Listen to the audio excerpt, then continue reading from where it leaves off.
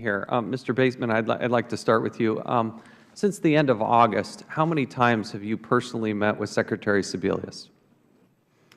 I'm not sure. Probably once or twice. And when was the last time you met with the Secretary? I believe that it was during the shutdown. The Secretary had regular meetings with senior leadership. And so you met one time in October?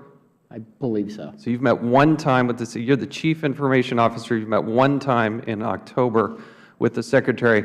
My understanding is you engaged a hacker to look at healthcare.gov, correct? CMS asked us to help them with various things. But you engaged a hacker to look at the system. We engaged someone who's called an ethical hacker who was on my staff. So you got an ethical hacker. When did they start their hacking? It was during the shutdown. So do you have any, and how long did it take him to complete his hacking exercise? I think it's an ongoing activity, but he's actually based in Atlanta, and he spent a couple days. And then he gave you a report. How many serious problems did he find? I don't know if I'd call them serious. I think that there were something like 7 to 10 items on that report. So you had 7 to 10 items of hacking, some of which you don't believe are serious, but some are obviously serious. What percentage of those have been fully rectified? I turned those over to CMS for their review. Some actually weren't systems issues. They included things like physical security as well.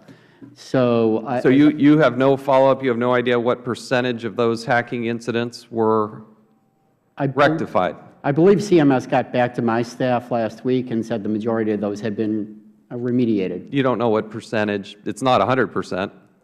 I don't believe it's 100 yet, no. So you shared that with CMS. Did you share that with Secretary Sebelius? I have not. You're the Chief Information Officer for the Health and Human Services. These are fairly technical items. The appropriate place to share them is with the system owner. But it's not safe and secure, and I guess that's the fundamental concern. Is even after the October launch, you're the Chief Information Officer. You get a hacker who, in a couple of days, finds probably 10 or so problems and challenges. It's that easy to get in and hack the information. That's the concern, Mr. Powner. Is this ready?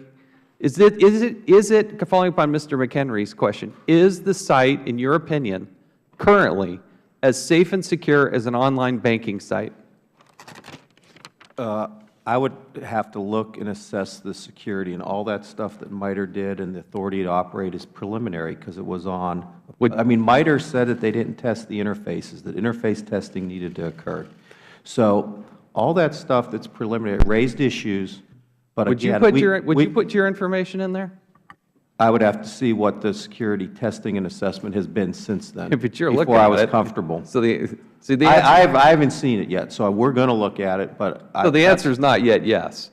Mr. Chow, would you put all your personal information about you and your loved ones in it? Yes. In fact, I've recommended my sister, who is unemployed right now, to actually apply. Did she successfully register, sign up? I haven't talked to her lately. She's been out of the country. Interesting. And how many, you have this report then for Mr. Bateman about the hackers report? I do not personally, but as I mentioned earlier, there are security teams in place, including permanent security staff under the Chief Information Security Officer that coordinates with Frank's. Mr. Chairman, this is something we obviously have to follow up on. Mr. Park, you're a very bright and talented person. The Federal Government's lucky to have somebody of your caliber engaged in this process. And it actually gives me comfort that you're looking at this and spending some time on it. But I have a fundamental question that I want to ask you. Have you ever shopped on Amazon.com? Yes, sir. Have you ever shopped on eBay.com? Actually, no.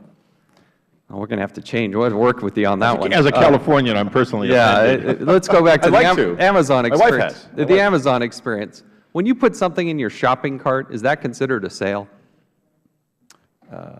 No. Thank you. I yield back.